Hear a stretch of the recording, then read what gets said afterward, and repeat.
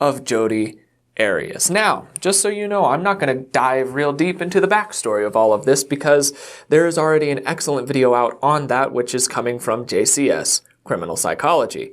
I've linked the video below, so if you would like to be able to know what this case is and all of the details centered around it, go check that video out. He does an excellent job at research, and it saves me a little bit of time. So today's video is going to be centered around the body language of Jodie Aries in a few different instances. I was going to say two, but there's a few. That being said, I suppose I can give a small timeline. Back in 2006, Jodie Aries met Travis Alexander at a conference. They didn't have an immediate connection, but they kind of flirted back and forth until they developed a relationship.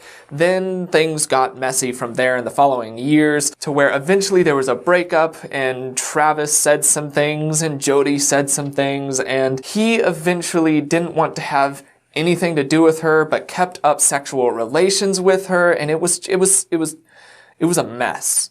It was an absolute mess all the way around. But the issue is that Jodie became a little bit stalker-like. She became very obsessive with Travis, showing up at his house uninvited, watching him just sit and do things, very creepy, kind of stalkery style of things, which didn't settle well with Travis, but it still also didn't discourage him from keeping up intimate relations with Jodie. Long story short, we boil down to the day of the incident. The day of the incident. And it gets bad. They go through this entire time of intimate relations, including photo taking, which that comes into play, and I'll explain why in a second. And then after the photo taking, it is shown that Jodie grabs a knife, and I'll let you fill in the rest of the story for sake of content guidelines. I won't tell you what happens, but it happens 27 times, along with a gunshot as well. Now, Jodie then leaves that crime scene, goes off into some other place, calls Travis's number to try to give herself an alibi, and then continues on about the day. People start suspecting Jodie because friends weren't a big fan of Jodie because she was so obsessive and hovery and stalker-like. So the police start investigating her, and the biggest issue is that she, in fact, had tried to destroy said camera where the photos were being taken, and they were explicit photos, and they were able to find said camera in the wash machine of Travis's apartment. The camera was in the wash machine and the memory card had been formatted or the photos had been deleted. Now, most people don't realize, but just because you delete an SD card, it doesn't mean that the information is gone. In fact, you can even pay a small fee online and recover said photos from said memory card. Jodie didn't understand that. She thought that just because she deleted it and watched the camera, that would be enough to get rid of all the evidence. It was not. The law enforcement recovered the photos, and in the metadata of the photos, they found the timestamps, which put Jodie at the crime scene irrefutably. So this is one of those cases that I'm not here to tell whether or not she's guilty. I am here to tell whether or not we can see from somebody who lies so well if there are any nonverbal tells that could have helped enlighten police at the time. This is one of those cases that we have the wonderful privilege of 20/20 hindsight and concrete evidence proving her guilt. But that being said, there is still stuff to learn from how she presents herself and the psychology around the entire case.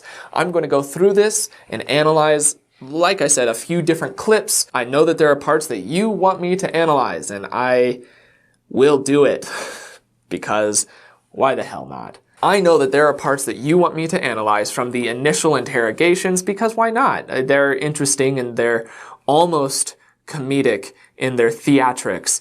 But then there are more nonverbal tells to be able to pull out from an interview that's a little bit later where she's in jail, and it's the first interview that's televised and there's people all around her asking her questions, and it shows a lot about her psychology, and hopefully we can learn a little bit about her body language. But with that being said, we're gonna go ahead and dive into the video right after I roll this boppy intro of mine.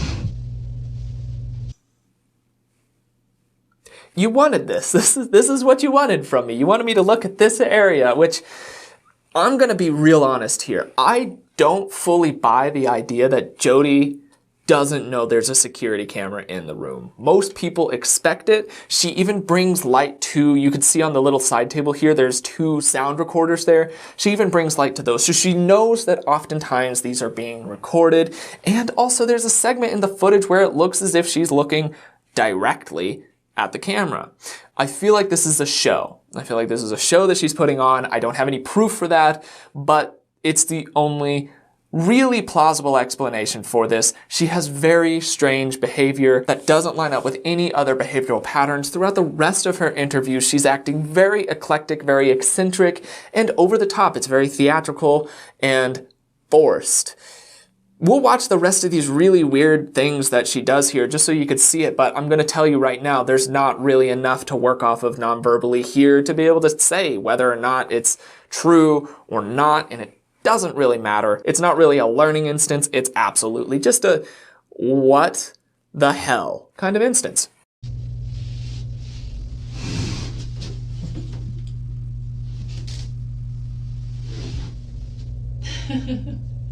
Forced laugh.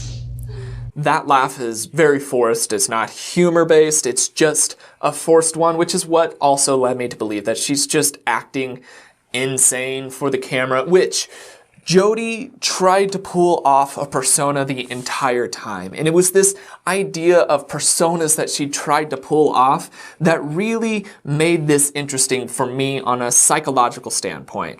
She tried to elevate Travis. She tried to tear down Travis. She tried to lie. She lied multiple times throughout multiple different fake and proven wrong alibis all the way across, just clambering across a poorly done crime that was just a catastrophe. My bet is that she has always been able to manipulate her way through whatever system that she's working in, and she tried to do so here and realized that most of the time law enforcement doesn't care what your manipulation is. They just want to get to the truth, and they will do whatever they can to get to that truth, and they did. And Jodie is where she belongs. This is just a shit show. This entire display, the interviews, everything is just a catastrophe. If you haven't watched that video that I suggested you watch at the beginning of this, go and watch it before coming back here. I know that that's not really convenient to click away from a video to come back to it, but I promise you it's going to be worth your while, and you will get more out of this video from that. But let's watch the rest of this carnival of a display. Still beating. It might change my memory. Different day here.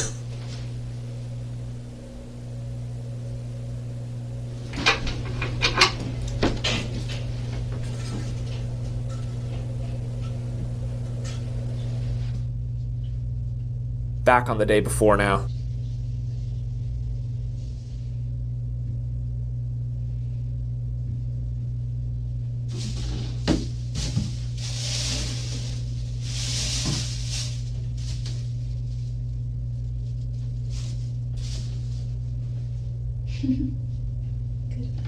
Another fake laugh. The Bible says, and yes, I'm Christian. I just live my life by the 10 Commandments, and those are my rules. You know, thou shalt not this or that, but it doesn't say thou shalt not fornicate. So I just used to joke about that. It does specifically say thou shalt not murder, though, so I think she missed that one just a little tiny bit, as was proven by the DNA and physical evidence that was at the scene. So, sorry, Jodie, your 10 Commandments live by kind of thing just went right out the window.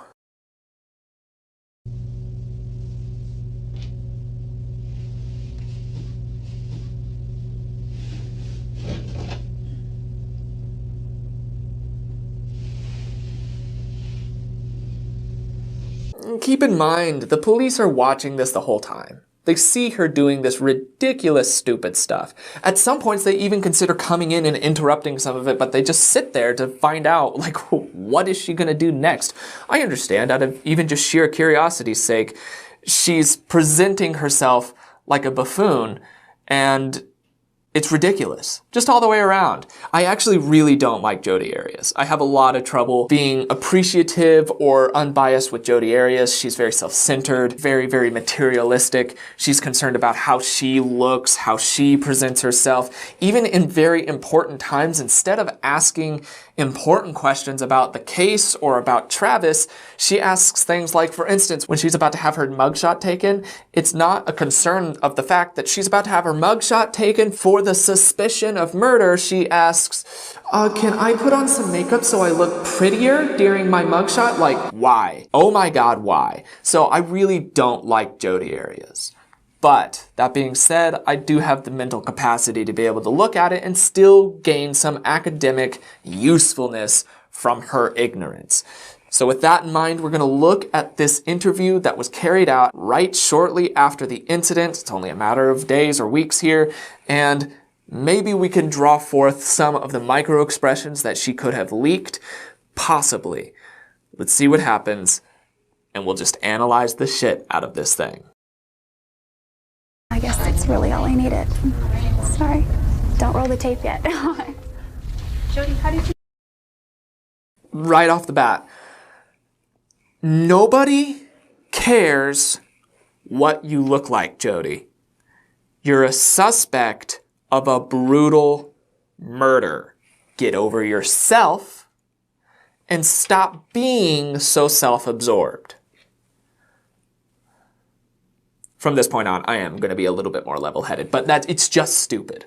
Meet Travis and when? We met at the Rainforest Cafe in the MGM Grand in Las Vegas. How long ago was that? That was in September of 2006. What was it about him when you saw him that kind of drew you to him? You know, there wasn't really any initial magnetic attraction. At the time, I shook his hand. He said, "Hi, I'm Travis." I said, "Hi, I'm Jodie," and his name was just another of many names that I had to remember. I was meeting hundreds of people that weekend. So she's rehearsed this story, or she's very good at ad-libbing a story. She's adding in details that we don't care about. Don't care that she met a lot of people that weekend. We asked how she met Travis, but she's adding in these details, and she has this pattern, this verbal patterning where she hopes to be able to divert attention from questions at hand with side stories and rabbit holes and all of these other things to where it's messy to try to keep her on track. Now, during the initial interrogations, the interrogators do a good job at playing the good cop, bad cop, cutting through her crap, so to speak. But on this interview, she just gets to kind of run free and go wild with all of her side stories that nobody could care less about. But speaking non-verbally, right now this is where she's presenting pretty synchronized body language. When she's saying a no, she's shaking her head. Whenever she's recalling something, she's looking off to the side and squinting. All of these are genuine expressions and gestures, and this just means that she's telling the authentic truth here, and it's true. This is how they met, and this is what she did. So her body language is showing that. That just means that later on, perhaps when we see a variance from that, be it a nonverbal positive spike or a nonverbal negative spike, it could be an indicator of deception. At very least, it's an indicator of extra psychological mental processing. Let's keep watching. We were all there for a big convention, and so it was right after I had finished eating with a group of people, and we got up and shook hands with a few people. He was among them, and then we began to walk throughout the casino, and he made it a point to keep walking next to me and keep me engaged in conversation. And we just, you know, by the time we made it around to the big gold line in the front of the lobby, we had discovered a couple of common interests and that sort of thing. How did your friendship develop more? Well, we hung out throughout the weekend, had a lot of fun, exchanged phone numbers, and it was one of those things where I didn't expect him to call, but he called me the very next day, and so I was like, "Oh, hi," and you know, he's a good conversationalist. He just kept me. So she has a genuine flash of happiness centered around talking about Travis. And this goes in line. There is a very difficult, blurred line between hatred and love oftentimes, and chances are she really does love him, explaining the genuine happiness expression that comes from talking about Travis. It's not hard to cross that line into hatred, especially in the kind of relationship that Jodie and Travis had, where she's obsessive and he's off-putting. And there's this weird dynamic. It's very easy to cross that line. It makes sense psychologically for her to have gone from "I love him" to "I'm going to destroy him in the physical and mental sense of the word. So you could see this genuine expression of joy on her face, but so far the rest of it has been pretty neutral body language, not any positive or negative spikes, even in general speaking. So let's just keep watching to see what else happens. And engaged in conversation constantly, and he wanted to know about me, and people like to talk about themselves, so it was just one thing led to another, and we became great friends. Did you two work together? We worked together on occasion. We were with the same company, but we sort of worked in different departments. Is that how so you to speak. met at the same? Yes, we met at a convention where our company was. This is what Jodie is living for, by the way. Attention. This is all that she wanted, was attention. She wanted attention from Travis. She wants attention in work. She wants attention from cameras. She wants attention as best as she can. She's very, very self-centered. Very, very self-centered. And it's made obvious throughout the many, many, many interviews and interrogations that she went through. It comes up again and again and again. So this is obvious. So you could see her just drinking in this attention. She's got this coy smile on, and you can just feel it. You can feel from her that she loves getting attention. That's her goal. Let's keep watching. You mentioned that you guys love to travel together. Tell me a little bit about where you traveled. We traveled to, the first major place we traveled to was the Grand Canyon. We went there on a few occasions, So during her recollection, she regularly looks away, be it to the side, be it down, be it up. She looks away to recall. This is good because this is what people will commonly do, not all the time. If there's anything that you need to take away from this channel, the Observe channel, it's that body language is not universal all the way. There are some universal things, but much of body language is specific to each person. One thing that is general, but not all the time, like I said, is that when people are recalling something, it's rare that they will look directly at a person's eyes because they have to visually process their memories or audibly process their memories to go through to find out what exactly happened. So when she's doing this, this is just showing that that's how she recalls. We've seen it multiple times already. So if there's a point where they ask her to remember something perhaps related to the case, and she doesn't break eye contact like that, that's suspicious. That's just gonna be suspicious. I don't know. I really don't know if she does that here. I haven't really actually watched this interview because I wanted to maintain as unbiased a perspective of her body language as I could before making this video. But this is what we're unearthing so far. So far, from what we could see from her baseline, it lines up with just a very general baseline without too many variations from that. Let's keep watching to see if that stays consistent or not. With some friends, and we went to Sedona. We went all over New Mexico. We saw the Carlsbad Caverns. We saw Roswell. We saw the Balloon Fiesta. We went to a spa that was kind of renowned in Santa Fe. Why was he a good traveling companion? Oh, he was a great traveling companion for many reasons. Traveling with Travis was kind of like traveling with your own personal comedian or serenader or philosopher. He always had great things to talk about that would make you think, and he was always bursting out in song. And still seeing the same genuine happiness expression centered around Travis. This is just hammering home that idea that she really did have an unhealthy infatuation with Travis that she would characterize as love or affection. But it really was just an unhealthy obsession. But she's feeling the genuine happiness about talking about Travis. So that means that she did care about him. Does not excuse her for what she did, because that's still in the same ballpark if you remember from earlier. He was a very funny guy, so there was never a shortage of laughs. And so he was just a great person to travel with. He had an enthusiasm and a lust for life that we always wanted to see what was around the next corner. And so Here's the interesting thing, is that she's not showing grief. They're talking about somebody whom she presumably killed, but she's showing no grief centered around that, no sadness centered around that, and she's not necessarily going to. It's very hard to pin down what a person would normally do in a situation unless you've been in that situation or you have been able to extensively study the person. Now, I have been able to do neither of those. But that being said, we're not seeing any subconscious leakage of any negative emotion. Specifically, look at her eyes, look at the corners of her nose, look at her mouth, look at her forehead. there's just nothing that's happening on her face that could be an indicator of a negative emotion. It's either blank or happy. She's having a great time getting the attention, or she's just reciting facts. There's no guilt, there's no shame, and it's odd to me. It just bothers me a bit. I think that was something that we both shared. Can you talk a little bit about your faith? I know you had mentioned in the previous interview that he actually baptized you. He did. What was Yeah, that? the reason, when a person is baptized into the church, they generally are able to choose the person they'd like to baptize them. And the reason I chose Travis was because he was very instrumental in bringing me into the church. And he was the first person to share the gospel with me and give me a copy of the Book of Mormon. And he challenged me to read it, and I did. And it was a decision that I made, and I could tell he was very honored when I asked him, and he, of course, was happy to do so. So, baptizing, I think, is a sacred thing. How did your This is interesting to me. Verbally speaking, I don't fully buy that she really bought into her faith as much as she was presenting.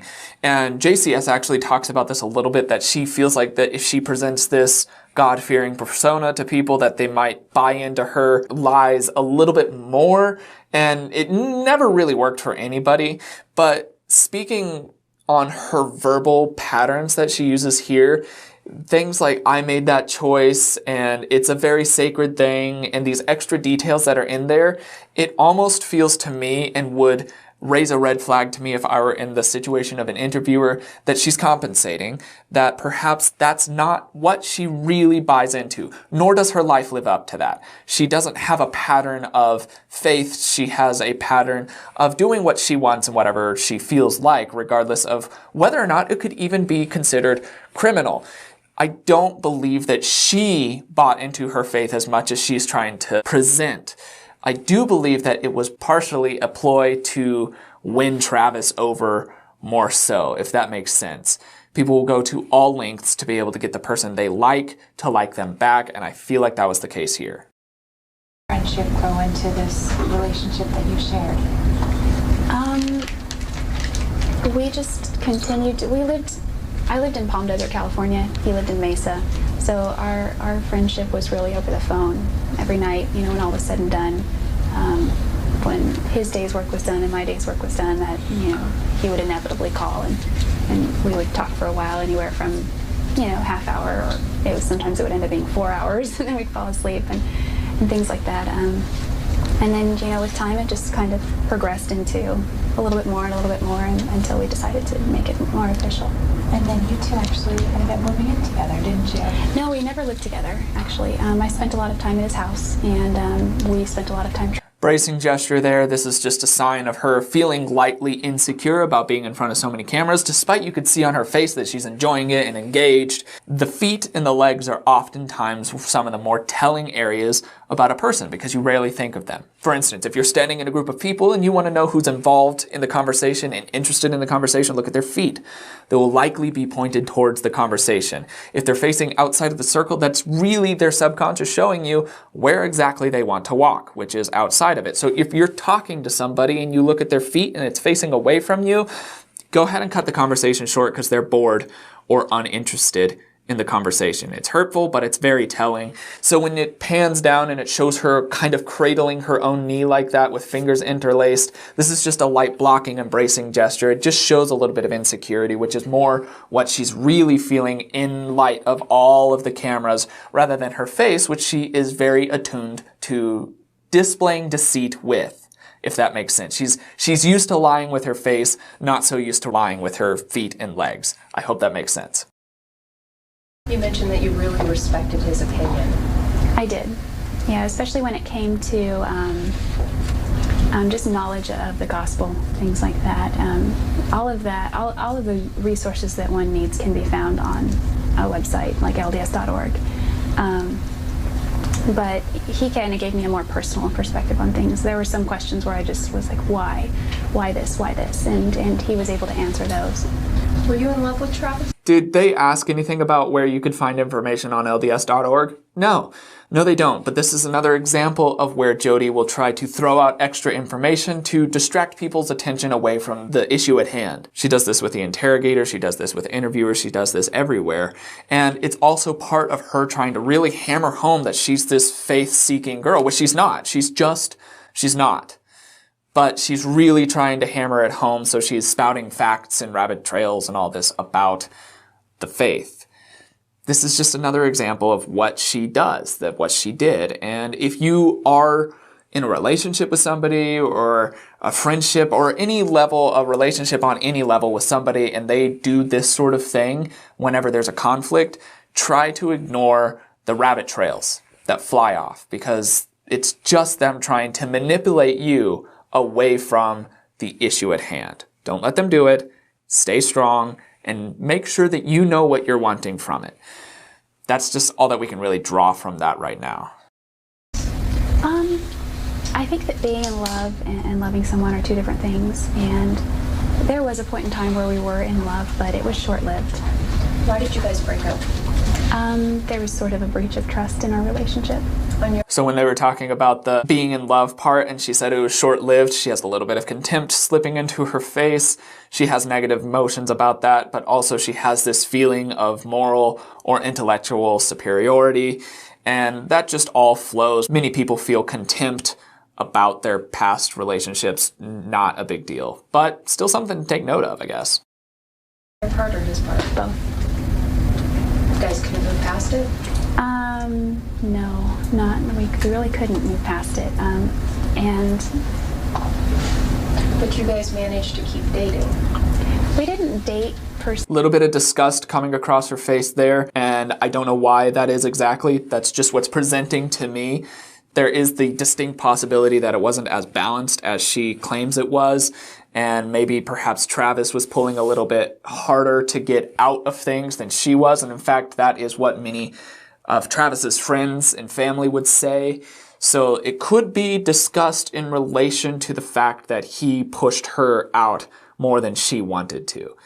I'm not sure. That's just what I see and what a possible answer could be. On the part of both of you guys, or?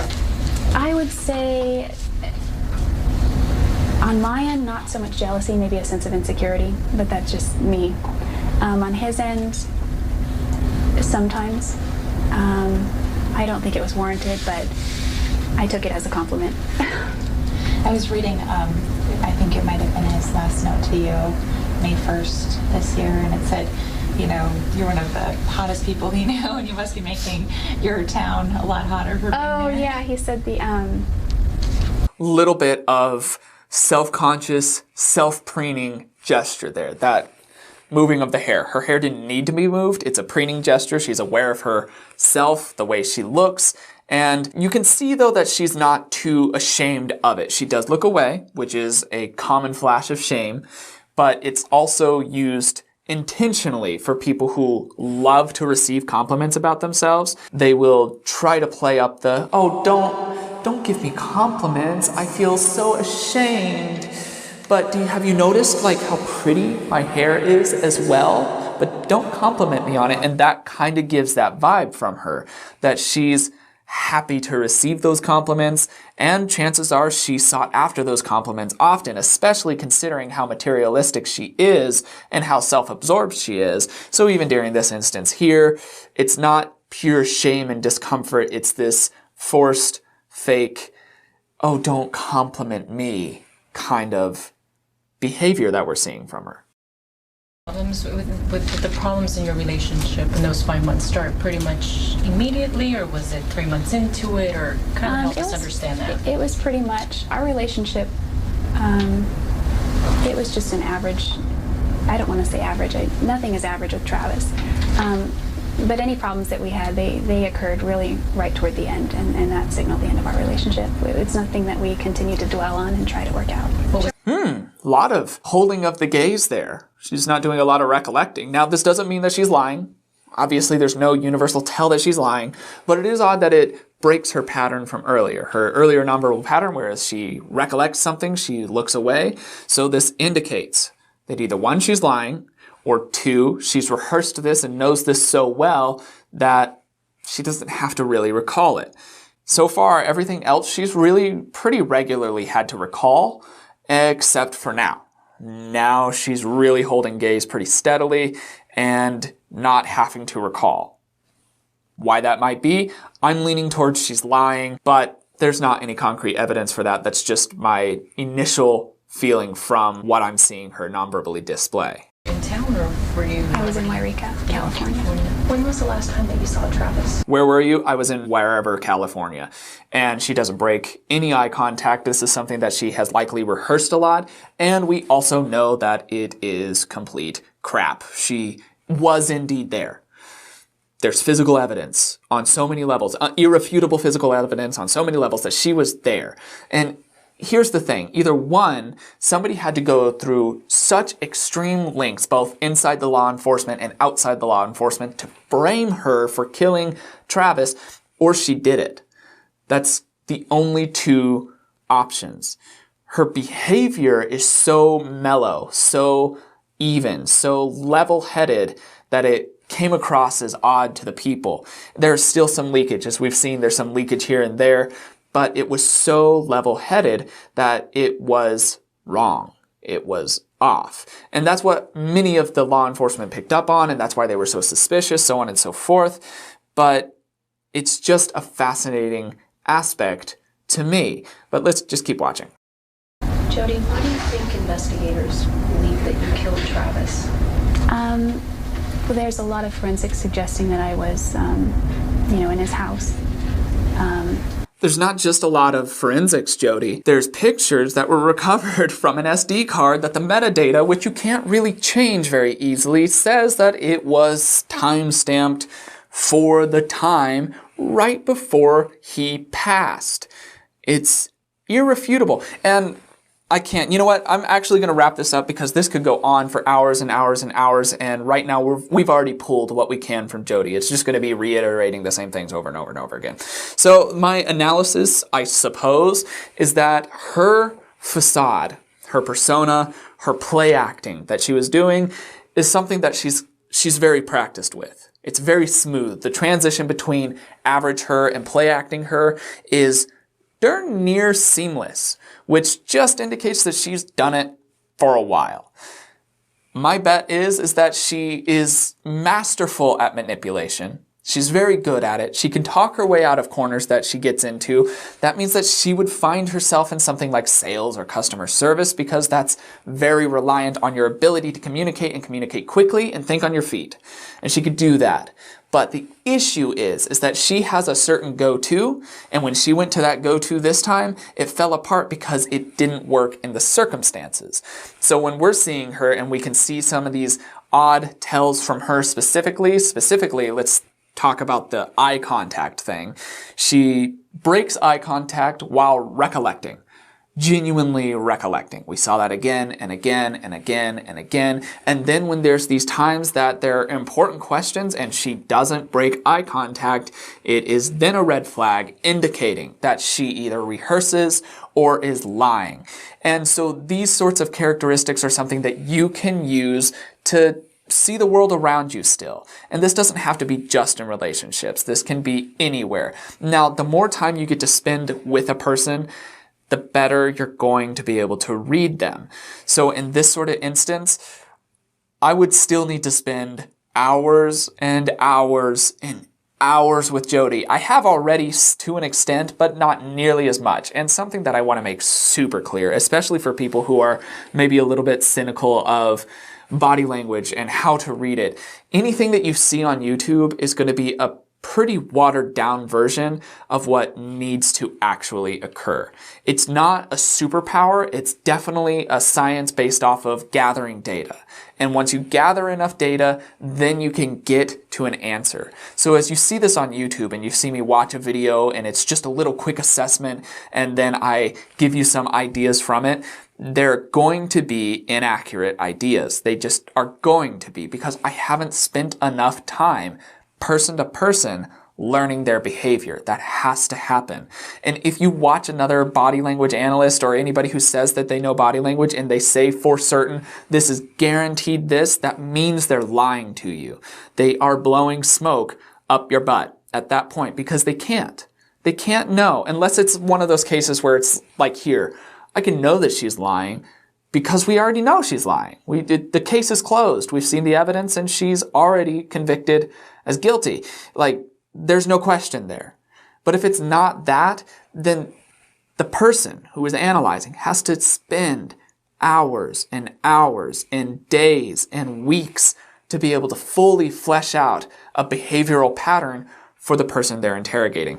The more time you spend, the more accuracy you're going to get. There's the possibility that you can do a quick read, quick flash read, relying on generalities and perhaps a loose baseline. And it can be accurate. And the more practice you put in, obviously the more accurate it's going to get.